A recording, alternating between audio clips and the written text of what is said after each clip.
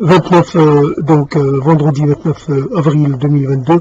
Et donc, j'en ai marre de cet accent, j'en ai marre de ne pas pouvoir péter.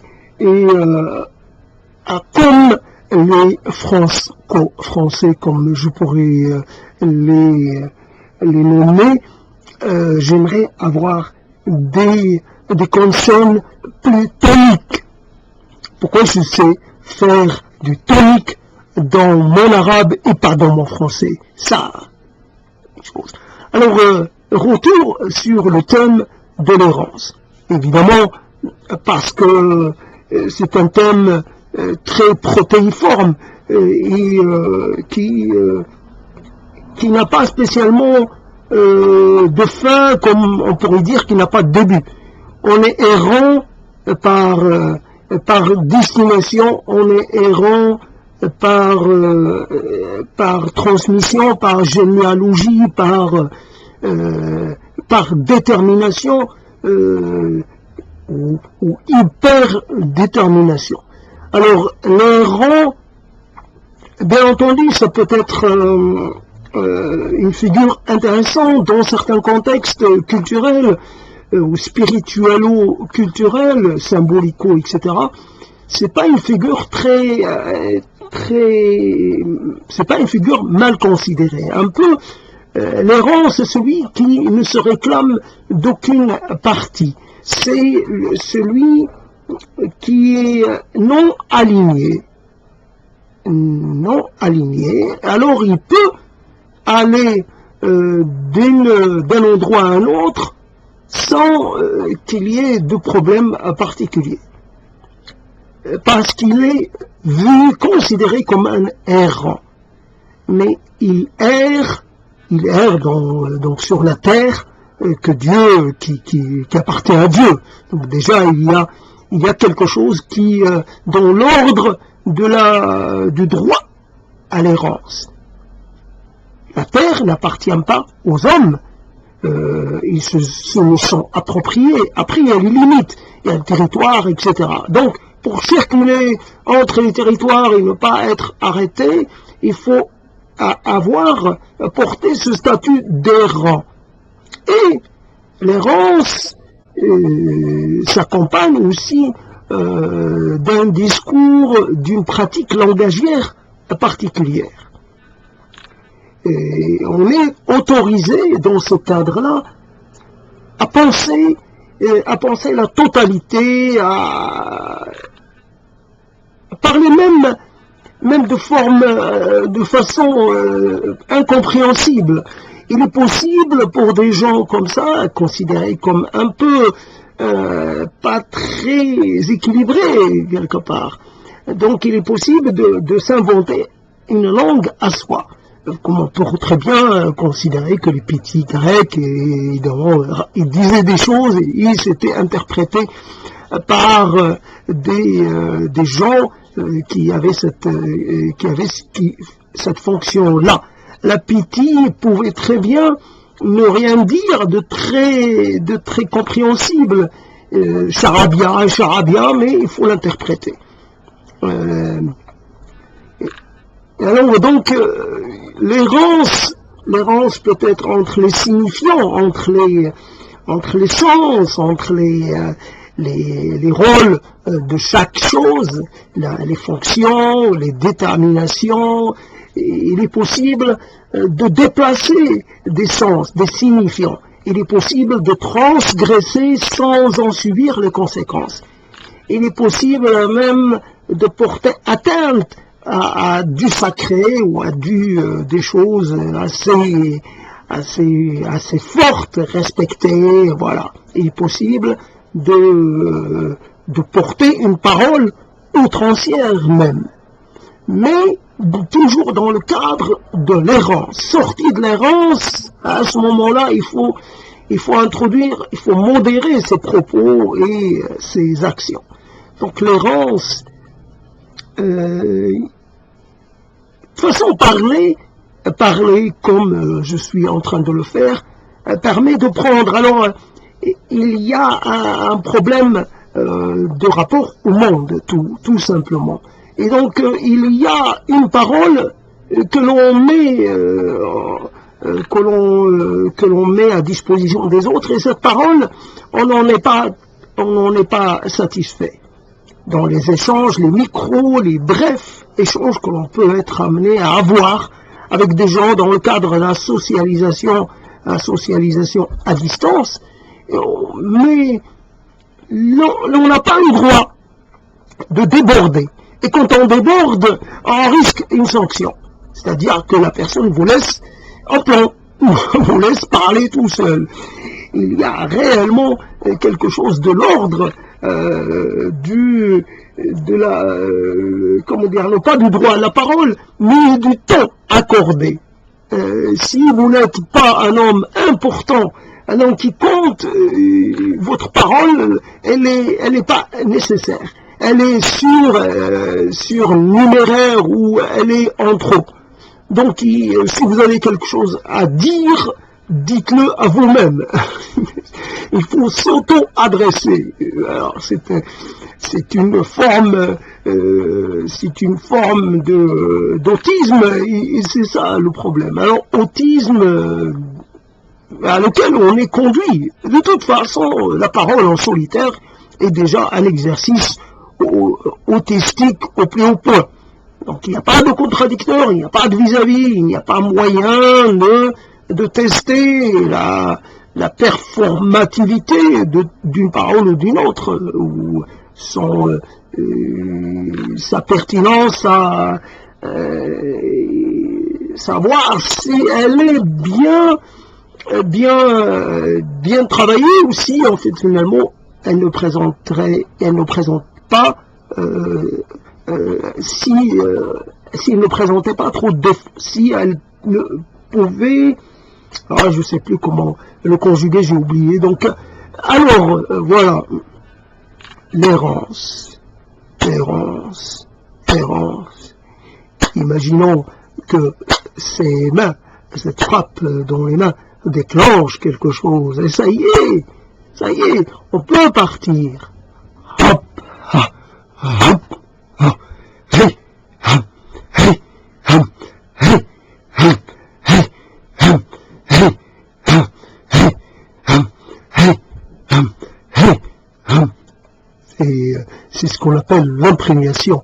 Et cette imprégnation lointaine, ce qui fait que, comment ça se fait que vous vous retrouvez dans ce souffle que certains considèrent comme un souffle divin, ou une partie, ou un ersatz d'un souffle divin. Donc, vous dites le mot de Dieu, mais ça devient juste une forme de ce n'est plus Allah.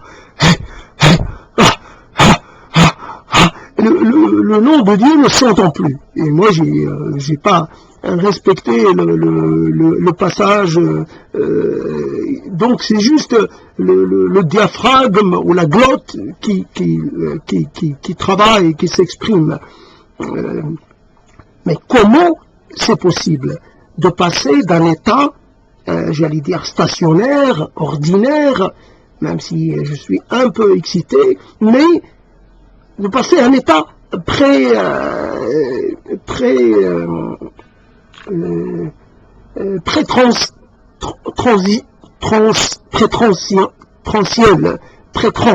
transiel, voilà. Donc je ne comprends pas. Et dire qu'il y a des gens, il faut quelquefois on a l'impression que ça ne pourrait pas venir. Et on est prêt. Pourquoi le corps est prêt à entrer en transe? La transe qu'on désire et qu'on craint en même temps. Parce que c'est la promesse de l'inconnu. C'est la transe et voilà. On va commencer à dire, j'ai oublié de déclencher l'enregistrement audio. C'est drôle, hein? C'est vraiment drôle. Alors, on croit toujours qu'il y a, on cherche auprès de quelqu'un, en s'adressant à quelqu'un, on se demande pourquoi pas. Il y a peut-être de son côté, peut-être une occasion. Quelqu'un va peut-être vous sauver. comment dire, le sauveur qui a été crucifié pour évidemment pour payer, pour débarrasser l'humanité du péché originel. C'est même pas sûr que le dit Christ en était conscient. Cette dimension du sacrifice a été une dimension inventée après coup. Dans la réalité, il n'y a personne de réellement prêt à se sacrifier pour les autres, comme ça. Bon, on voit des cas, mais dans quelles conditions, mais de lui-même. Les gens qui vont au suicide politique, si je puis associer ces deux termes, mais c'est la seule manière que je trouve pertinente et assez intéressante, le suicide politique. Alors, ou le suicide à message. Un message à destination, non pas un message individuel, un message plus grand. Voilà. Donc, il y a peut-être une préparation psychologique, un conditionnement. Mais quelqu'un qui va en toute conscience, sans avoir été conditionné, vers son trépas, c'est pas aussi évident. Donc le Christ n'est pas allé sur la croix, d'après la légende, évidemment, de lui-même, de son propre chef, mais il y a été conduit. Il y a été conduit parce que, évidemment, la coalition des Romains et des chefs religieux, voilà, de son propre peuple, voilà, donc la hiérarchie religieuse en place n'a pas voulu d'un tel trublion. Donc toujours d'après la légende, alors la légende, la légende, comment on est la légende? La légende, elle est dans l'instant même. On ressent quelque chose, rien que pour pouvoir la transmettre, en parler, il y a déjà une forme de décalage. C'est le décalage avec les faits. Quand les faits sont éloignés, il y a obligatoirement un décalage. Il y a quelque chose qui a été gardé, des choses qui ont été laissées de côté et donc qui n'ont pas été considérées comme devant être soulignés ou signalés ou intégrés. Il y a des ajouts, évidemment, puisqu'il y a des retranchements, il y a des ajouts. Alors, on va voir, est-ce qu'il y a plus d'ajouts que de retranchements? Donc là, la vérité de l'instant, la vérité de l'événement, des faits, n'est pas une vérité absolue. C'est la vérité dont on doit se contenter. C'est ce qui nous est parvenu. Et donc si l'on doit tout contester, à ce moment-là, c'est une autre affaire, mais en tout cas, donc,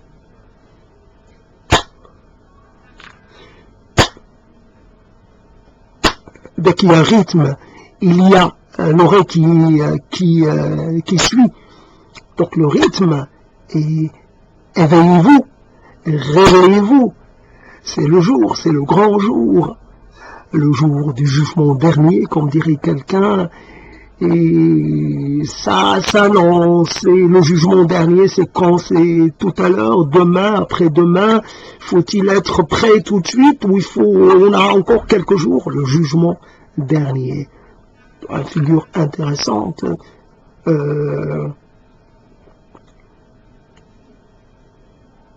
Donc l'errance. De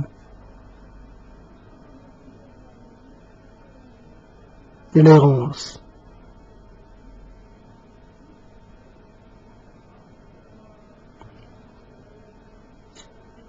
Je me demande si encore les défunts chrétiens, les morts chrétiens baptisés sont orientés vers Jérusalem, s'il y a encore le respect de cette tradition d'orienter les morts.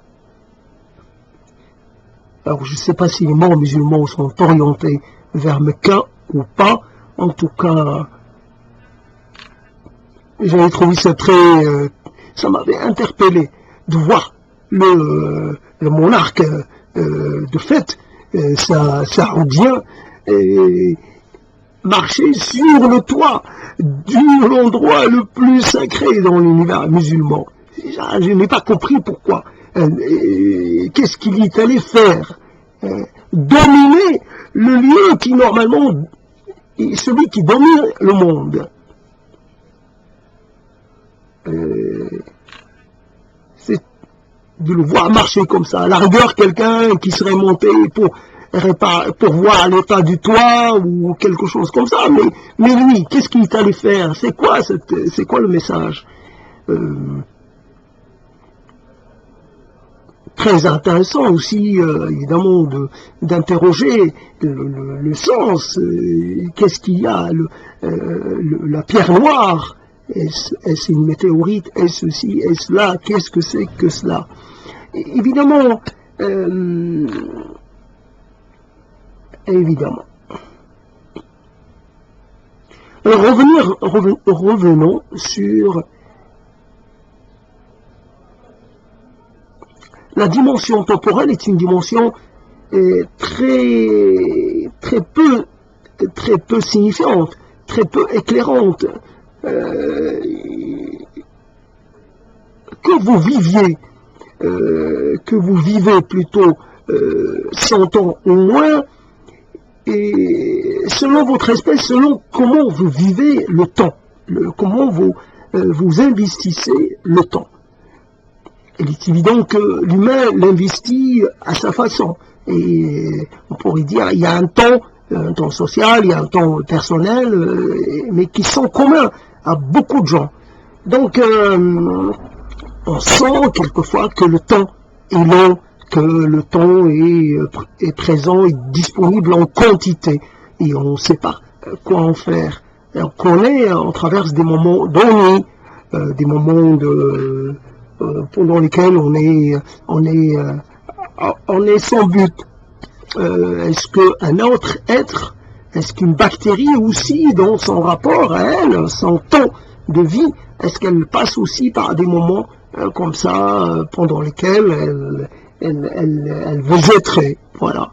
Donc, moi, je passe par des moments où j'ai l'impression de ne pas savoir où je suis, d'être là, évidemment, de végéter, d'errer sans but et sans destination. Voilà.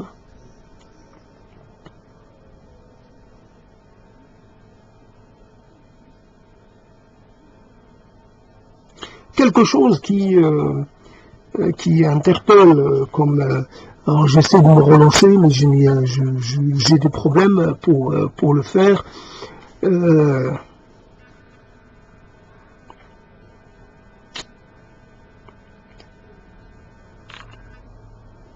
Qu'est-ce que l'on retient comme mot, comme nous pouvons composer une adresse, un manifeste? Voilà. Ça m'avait beaucoup plu, l'idée de manifeste, comme l'idée d'adresse. Adresse au monde, manifeste.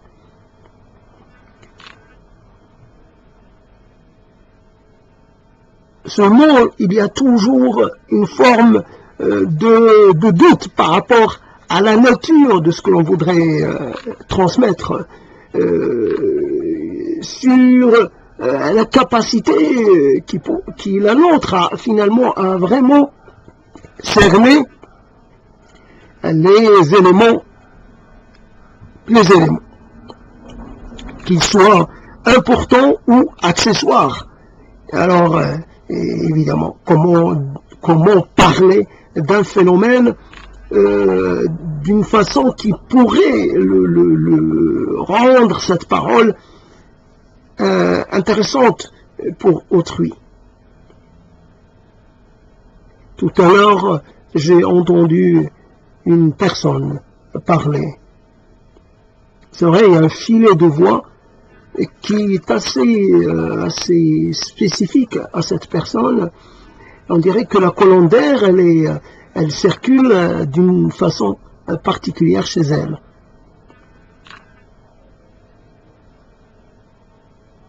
C'est très intéressant ce qu'un flux vocal, des inflexions vocales,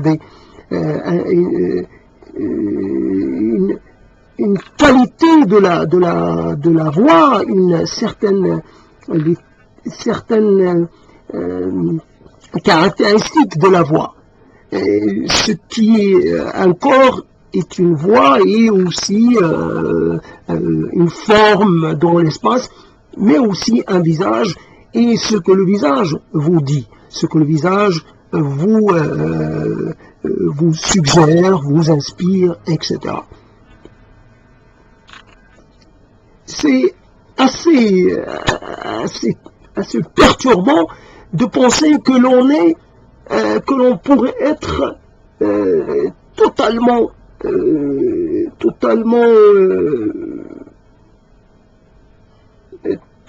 rendu. Un visage peut changer votre vie. Pourquoi un visage, et pourtant c'est un visage parmi tant d'autres, et vous êtes sensible à un visage, à un sourire, à une forme, un visage plus allongé, plus élargi, plus ovale, plus ceci, plus cela. Vous êtes sensible comme peut-être peu de gens, peut-être vous avez une sensibilité particulière, et ce visage, il vous parle plus que les autres. D'autres visages ne vous parlent pas du tout. Ils sont mythiques. Alors que d'autres éveillent en vous de telles choses.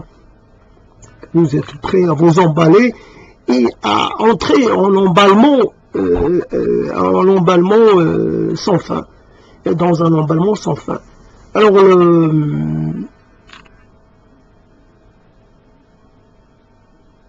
vraiment très... donc, l'humain qui est soumis à énormément d'arbitraire, oui, l'aléatoire et l'arbitraire de je sais pas qui, mais obligatoirement, il s'agit de quelque chose qui ne peut pas être expliqué, justifié, corrélé à quoi que ce soit, c'est le hasard.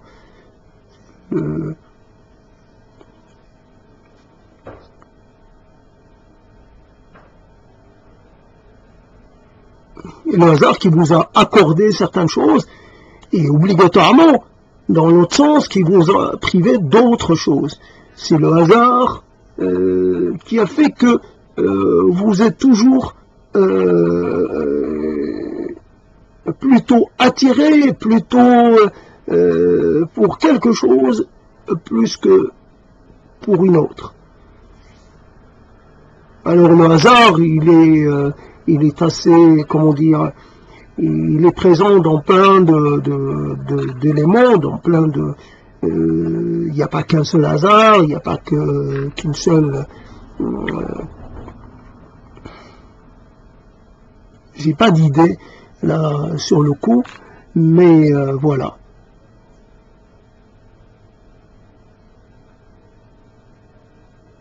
Et le hasard, il faut l'aider un peu. Le hasard est... souvent, nous sommes très vite enclins, très vite à accepter de rester là où le hasard nous a déposés. Une fois quelque part que vous avez fait le tour, vous pouvez de nouveau entrer au hasard, en errance, en dérive, etc. Il est possible. De toute façon, on ne sait pas d'avance quel est notre lieu, le lieu qui sera le nôtre, celui que l'on aimera plus que tout. On ne sait pas. Comme l'on serait à la recherche d'un corps qu'on n'a pas encore rencontré. Si on a quitté un corps en particulier, c'est qu'il n'était pas, c'est qu'on l'avait pas considéré comme la fin, comme l'aboutissement, comme la réalisation ultime du désir ou de la recherche. Donc, le fait de ne pas retenir quelqu'un qui veut s'en aller, c'est aussi une preuve que l'on souhaite peut-être quelque part s'en débarrasser. On ne sait pas comment. On s'est retrouvé attaché comme pris au piège cette personne, et puis maintenant c'est elle qui entame le processus de très bien, très bien. Et comment voilà. Donc se rendre disponible à soi-même et disponible au hasard, de nouveau être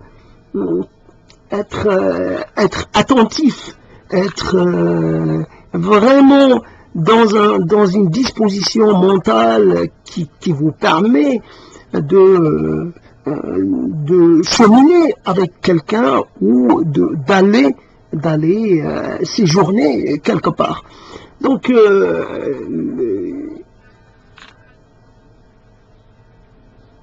il n'y a pas, peut-être qu'il n'y a pas moyen d'identifier une personne. Et souvent, une personne que l'on va aimer, ce sera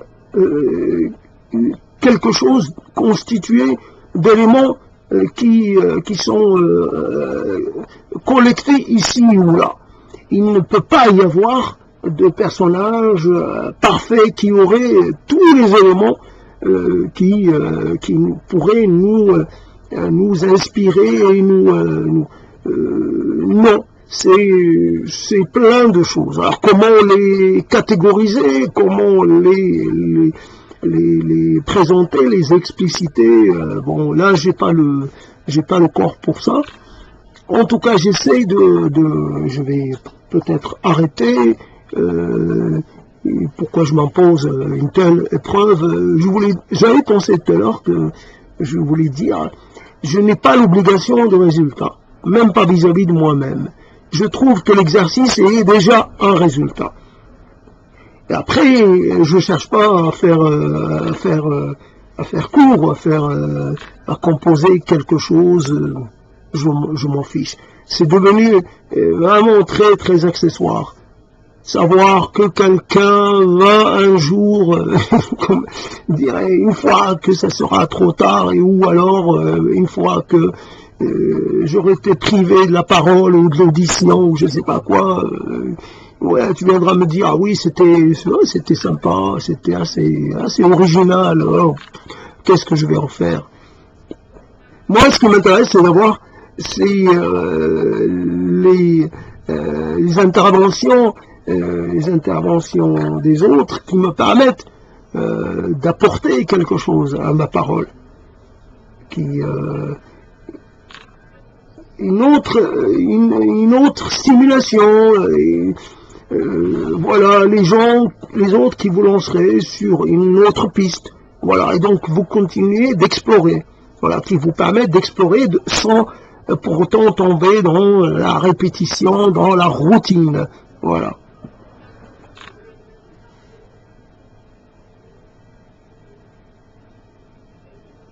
Qu'est-ce qu'il faut pour être heureux? Qu'est-ce qu'il faut pour être satisfait, pour considérer que l'on est le roi du monde? Qu'est-ce qu'il faut? Je me suis acheté un poulet. C'était la solution la plus économique. Acheter un poulet permet d'avoir finalement les parties sans avoir à les payer. Donc il y a un poulet, c'est comment dire, certains parties sont plus nobles que d'autres. Donc acheter un entier permet d'avoir la totalité sans payer beaucoup plus cher. Donc si on achète donc un poulet, je sais que c'est pas mon dernier poulet. J'ai un poulet mort dans mon réfrigérateur et je suis pas catastrophé pour le poulet. Je suis pas triste. Je pleure pas le poulet. Je ne demande pas pardon. Ça c'est sûr. Je demande pas qu'il passe comment dire, qu'il soit direct, intégré, ou qu'il rejoigne le paradis, non, je ne demande pas. Je ne sais même pas de savoir s'il y a un paradis pour les poules et les poulets et toute la volaille que l'on assassine, mais alors, évidemment, ce n'est qu'une partie de la question. Moi, j'ai un poulet qui aura vécu quelque temps. Il y a des poulets qui sont tués le jour même de leur sortie de l'œuf. Il y a des poussins qui sont tués très vite. Ils n'ont pas le temps de courir, de prendre plaisir, je ne sais pas, comme savent le faire les poussins. Voilà. Ils n'ont pas le temps de lier quelques amitiés, si l'on peut dire, de faire quelques expériences, les expériences qu'on fait dans la vie, de grandir un peu, et voilà, et de commencer à se sentir plus fort, etc. Un poussin, rien n'est plus fragile qu'un poussin, et rien n'est plus dénu qu'un poussin. Et pourtant, il ne connaîtra pas une forme de, comment dire, il n'y a pas de pitié pour les poussins mâles, dans un cadre économique très rigoureux, la volaille de chair et la volaille autre, donc on va pas, donc quelque part il y a le sentiment de participer d'un système meurtrier. Le meurtre en permanence, l'occupation de l'espace sans équité. L'espace occupé par l'homme est au détriment des autres espèces, du vivant dans sa diversité et dans sa totalité.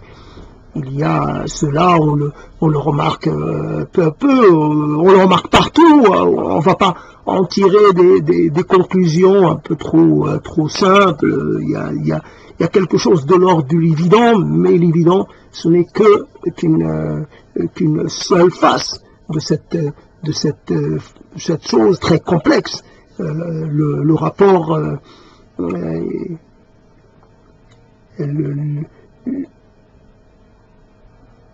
il n'y a pas d'innocence dans ce monde qui est interdépendant. Et il y a tout le monde et l'ennemi de tout le monde. Et même à l'intérieur d'une espèce, il y a des conflits, il y a de la compétition, il y a du meurtre même.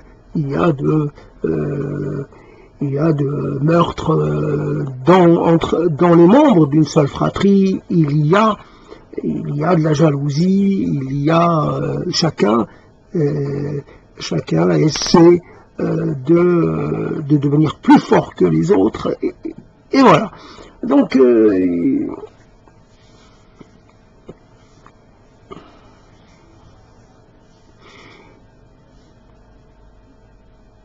vous vivez parce que vous avez été imprégné de cette façon-là. Votre plaisir et bonheur n'est pas complet tant que vous ne le partagez pas. Simplement, vous êtes comme ça ou comme ça. Vous invitez quelqu'un pour partager votre poulet, vous le laissez choisir, le blanc ou la cuisse. Il n'y a aucun problème. S'il vous laisse la cuisse, vous la prenez. S'il vous laisse le blanc, vous le prenez. Parce que vous êtes comme ça. Vous préférez son plaisir à lui plutôt que le vôtre. Votre plaisir, il est ailleurs. Il est dans ce moment, de partage. Vous offrez quelque chose à quelqu'un et en retour, il vous gratifie de quelque chose que vous avez peut-être du mal à nommer. Il y a un retour, il y a un contre-don quelque part. Il y a obligatoirement un contre-don. Alors vous voyez que la personne se régale et ça vous fait plaisir. Donc quand vous mangez une chose qui est partageable, vous la mangez tout seul, même si vous la mangez par petits bouts, et vous n'êtes pas heureux. Donc le bonheur, c'est quoi qui fait le bonheur? Simplement, on pourrait dire, on s'adresse à quelqu'un qu'on a connu, on lui dit, on est à sa disposition pour les cas où il serait un peu dans le doute ou dans une forme de confusion, voilà. L'écoute, faire preuve d'écoute, faire preuve de disponibilité, être là. Mais évidemment, ça ne se passe jamais comme ça. Les gens, etc., ont du mal à choisir certains types de paroles, à privilégier une parole. Il y a toujours du rajout, voire du déchet dans la communication, et dans le rapport à l'autre. Quelquefois, il y a une forme d'exagération, une forme de monopolisation de l'autre, alors qu'il faut être assez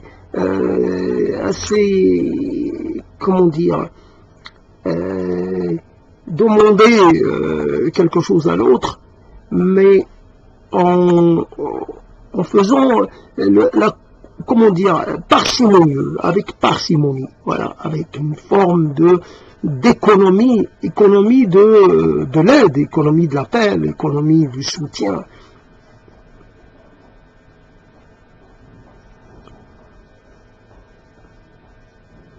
C'est vrai, quelquefois, il est simple de faire passer un message, dire à quelqu'un qu'il fait partie de votre univers. Et sans lui, votre univers n'est pas complet. Donc, il constitue pour vous un élément fondamental, un élément essentiel. Vous lui trouvez une valeur particulière. Donc cet être est précieux. Rien que cela, l'affirmation d'un statut, un statut élevé aux yeux de quelqu'un devrait redonner un peu d'entrain, pas besoin d'en dire beaucoup. Simplement, les choses de la vie ne sont jamais des choses qui bénéficient d'une forme de pérennité. Tout passe. Tout ce qui est sensation de mal-être, sensation d'inconfort, sensation après un deuil, après une séparation, tout cela finit par s'estomper. Donc, il faut savoir que ces choses-là, finalement, finissent par se réduire au silence, mais sans pour autant disparaître complètement. Mais leur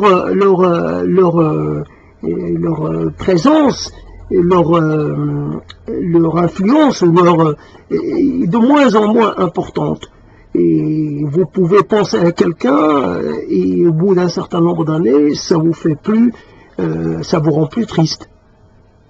Vous en parlez de façon tout à fait presque détachée. Quelqu'un que vous avez aimé, je ne sais pas comment, ou quelqu'un qui était de votre famille, que vous avez perdu, et vous pouvez en parler, et le temps d'après,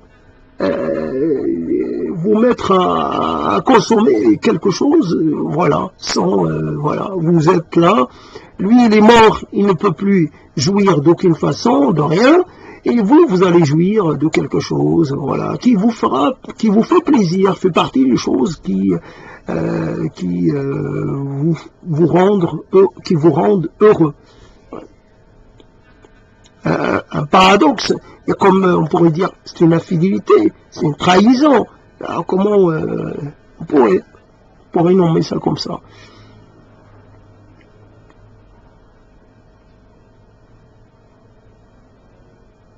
Il y a un côté, je ne sais pas si ça rentre dans le cadre de l'errance, mais il y a un côté, la foi pose problème, pose question.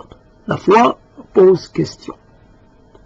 Qu'est-ce que c'est que cette chose-là qui est transmise, qui n'est pas innée, qui est simplement acquise au contact. Donc la foi est géolocalisable et la foi selon la coloration et la nuance. Il y a un nuancier. C'est peut-être la même foi, mais avec des nuances. Alors, à 100 km plus loin, une nouvelle nuance. À 1000 km, je ne sais pas combien de nuances. Donc, vous êtes très dépendant de la nuance dans laquelle vous aurez grandi. Mais sinon, les nuances comme pouvaient être aussi déterminées par l'accent de l'endroit dans lequel vous êtes né. L'accent, la langue, oui, l'accent, surtout l'accent. Alors, c'est quelque chose qui va vous suivre toute votre vie. La foi, comme on l'appelle, normalement, ça devrait satisfaire personne. Il devrait toujours y avoir une recherche, une volonté d'approfondissement. Alors, quand il s'agit d'une foi dans laquelle on croit de façon totale, c'est pas possible. La foi présente tellement de failles, présente tellement de défauts. Obligatoirement, on devrait se concentrer sur les défauts, sur les choses qui ne sont pas si... Il y a un côté manque d'étanchéité, manque d'imperméabilité. La foi se laisse un peu, se laisse inonder presque, se laisse déborder quelquefois par certains courants intérieurs, certaines formes de pensée, certaines voilà. Donc c'est certains moments pendant lesquels on va douter, mais ce doute restera très confiné, restera vraiment caché au fond de soi et on le divulguera jamais. Donc, la foi,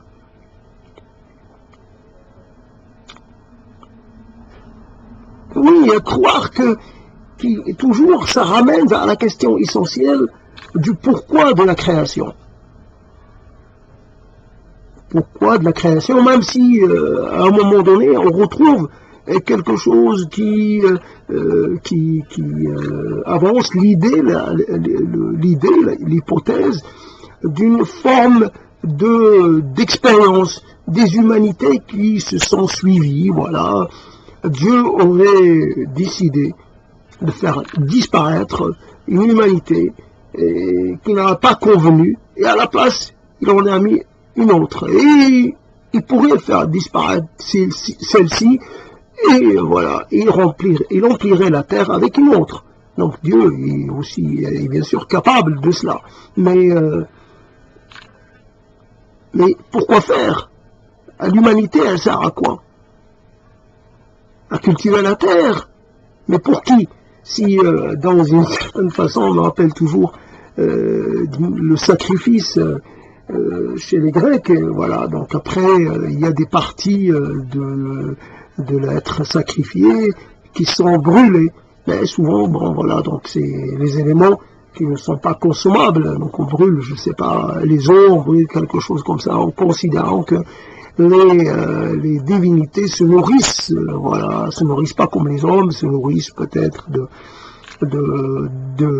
ces vapeurs ou de ces je sais pas, qui vont remonter au ciel, de ces effluves, voilà.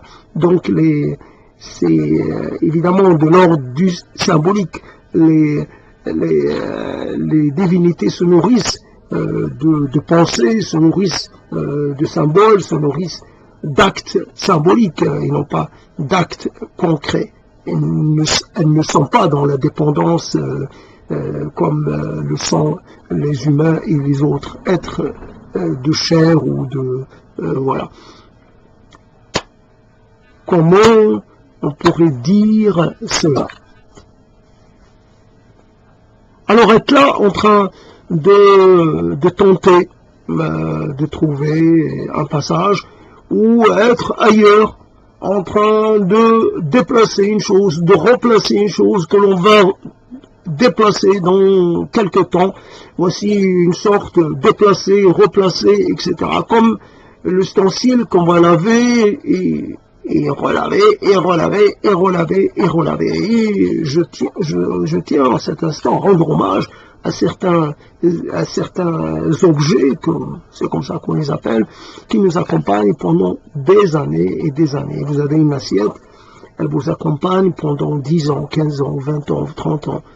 C'est considérable. C'est plus présent que n'importe quel autre être humain, qu'un être qui est votre semblable, qui serait votre semblable.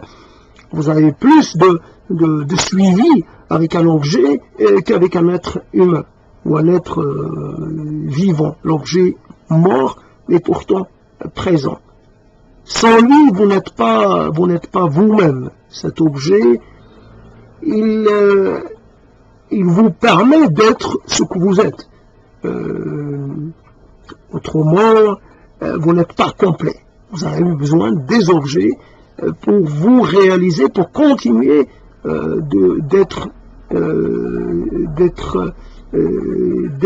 dans l'instant, dans le temps, dans la continuité.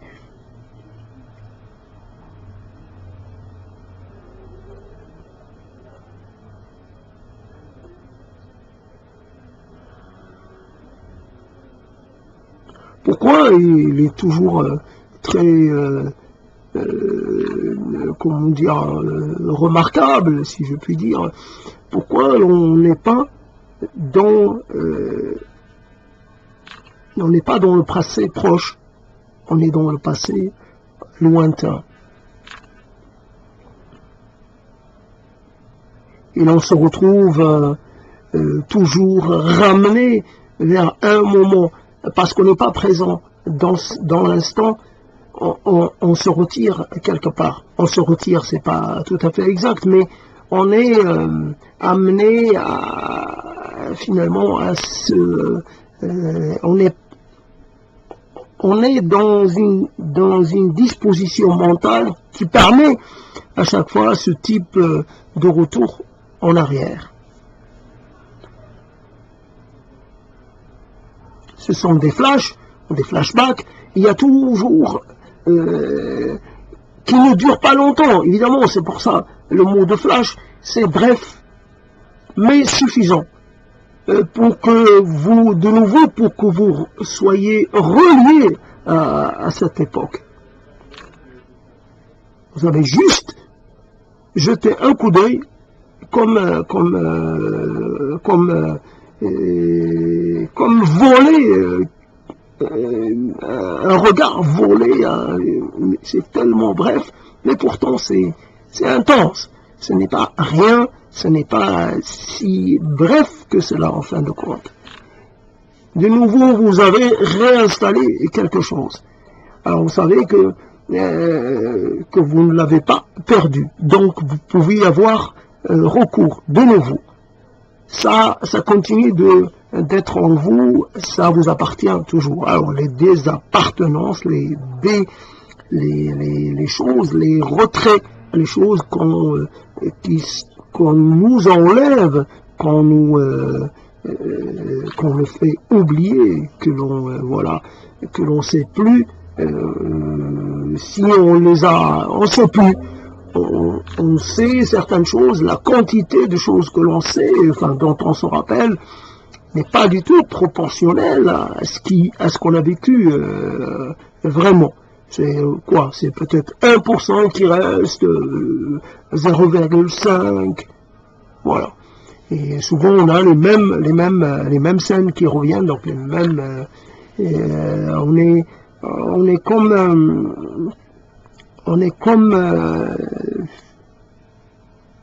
on n'a pas une grande liberté de mouvement, voilà.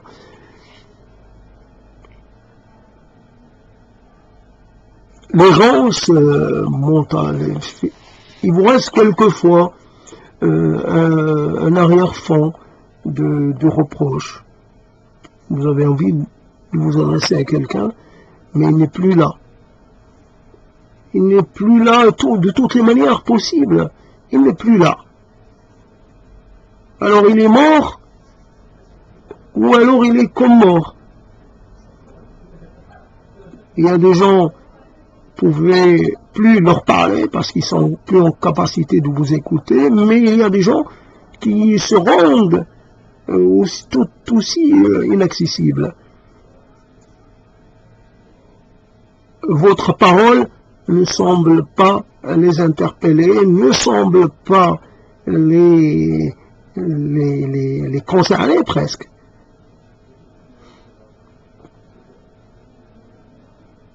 À qui s'adresser si il n'y a pas de Dieu, s'il n'y a pas d'intermédiaire, s'il n'y a personne, alors qui s'adresser? Alors rester là et s'adresser, voilà, et essayer de se perdre dans les méandres de l'internet, essayer de, voilà, s'accrocher à tout ce qui passe. Et voilà, donc je m'intéresse à quelque chose qui ne me concerne pas du tout, qui ne me concernera jamais, mais je m'y intéresse quand même. Alors, évidemment, je m'intéresse encore au sort de populations qui me sont totalement étrangères, même si par ailleurs il y a une proximité, mais alors là, elle est tellement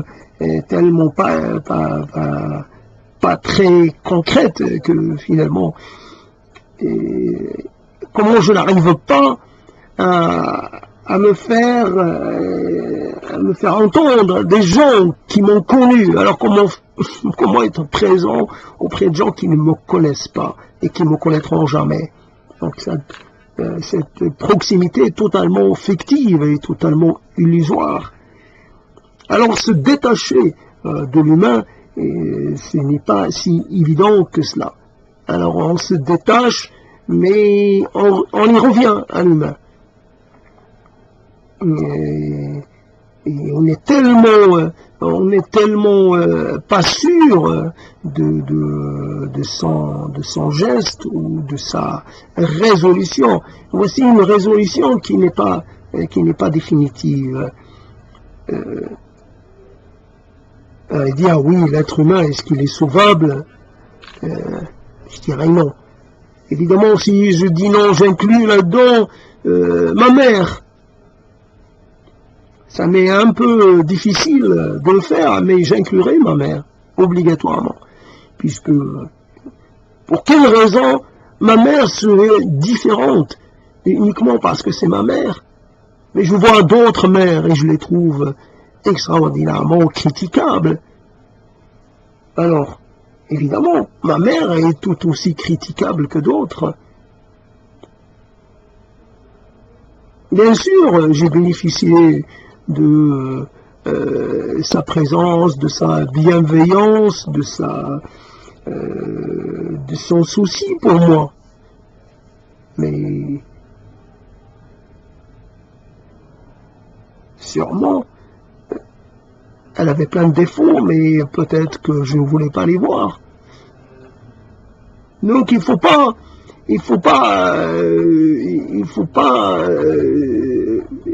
être totalement cohérent. Il ne faut pas dire il y a des exceptions.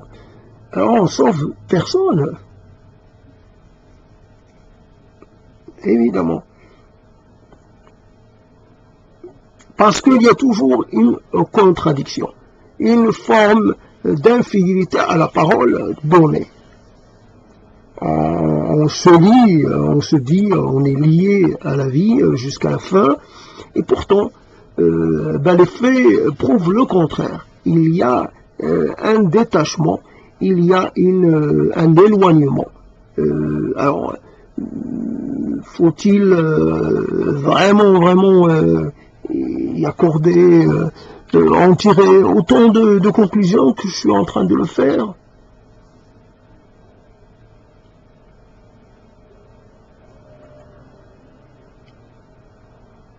Je ne sais pas, quand vous inversez les choses, quand vous vous inquiétez pour quelqu'un, que vous pensez qu'il a peut-être mis fin à ses jours, et que lui, il ne s'inquiète pas du tout pour vous. Pas le moindre du monde. Quand pendant 30 ans, quelqu'un vous a fréquenté, mais qu'il vous a finalement, pendant quelques années, et depuis 30 ans, il n'a pas pris de vos nouvelles, depuis 30 ans, certains depuis 20 ans, depuis 10 ans, 15 ans, et souvent à coup de décennies. Donc, qu'est-ce qui reste? On pourrait dire, il n'y en a pas un pour sauver les autres. Après, on parle beaucoup en termes de faits, mais les faits ne sont pas toujours aussi faciles à qualifier. Il y a quelquefois l'autre finalement se sert de vous d'une certaine façon, puisque fondamentalement catégoriser le comportement d'une personne de façon absolue comme n'est pas du tout conforme à la réalité complexe d'un être, la réalité qui peut, dans une complexité plus ou moins contradictoire, une complexité qu'on a du mal à cerner dans toutes ces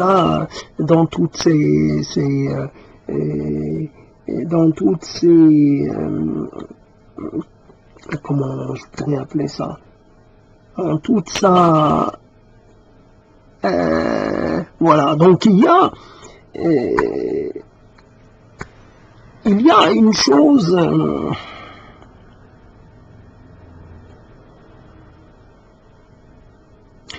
toujours la quantité et la qualité.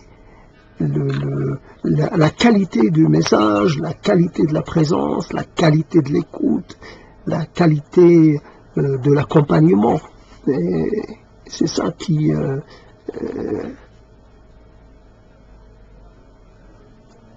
Donc, se déclarer d'une certaine façon apostat ne suffit plus. Se déclarer pas du tout concerné par le sort des humains, ça ne suffit plus. Alors comment il y a une contradiction entre ce désir de séparation et puis ces actes et ces paroles qui consistent finalement, qui disent le contraire, pratiquer une langue encore commune, la pratiquer d'une façon compréhensible et voilà. Alors que je pourrais parler un charabia pendant, peu importe, si je ne suis pas intéressé par les autres, je pourrais évidemment ne pas parler, ne pas m'adresser aux autres. Donc il y a une contradiction dans les faits, et une contradiction peut-être dans les propos et donc je ne suis pas si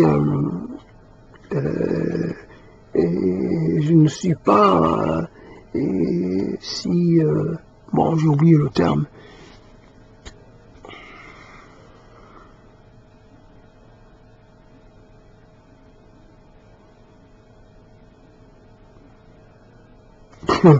Ça me fait rire, mais pas vraiment, pas du tout même.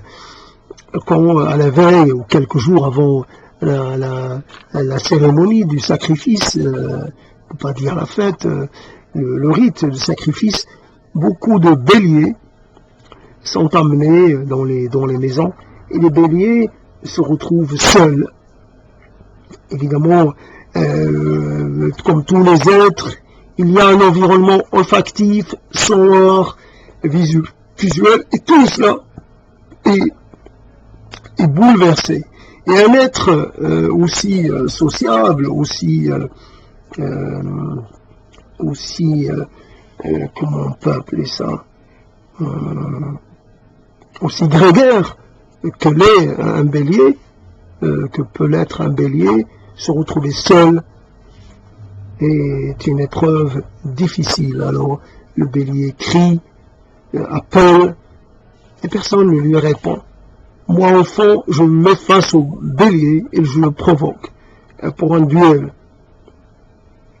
Évidemment, je m'éclipse avant de voir le bélier me toucher avec son crâne et avec ses cornes. D'une certaine façon, on est content de voir le bélier se préparer, gratter la terre qui n'est pas une vraie terre, gratter le sol, mais voilà. Donc, mais on comprend le message. On comprend qu'il s'agit d'un avertissement avant l'assaut. Alors, c'est la valeur de l'instant. Comment être sûr qu'à l'instant, il ne va pas nous manquer, qu'il ne va pas nous manquer terriblement. Et comment savoir que ce que l'on est en train de vivre et qui constitue notre vie ordinaire ne va pas devenir une exception, ne va pas, comment être sûr qu'on ne va pas en être privé une fois pour toutes. Alors voilà, donc la dimension de l'existence, c'est toujours la possibilité d'être surpris, évidemment, souvent dans le mauvais sens de la surprise, surpris par le jaillissement, par la survenue de quelque chose qui va vous détruire, en tout cas peut-être momentanément, mais qui vous enlèvera une grande partie de cette confiance qui était la vôtre, de ce rapport confiant à la vie et à l'avenir, et vous êtes marqué à jamais par cette désaffection, par cette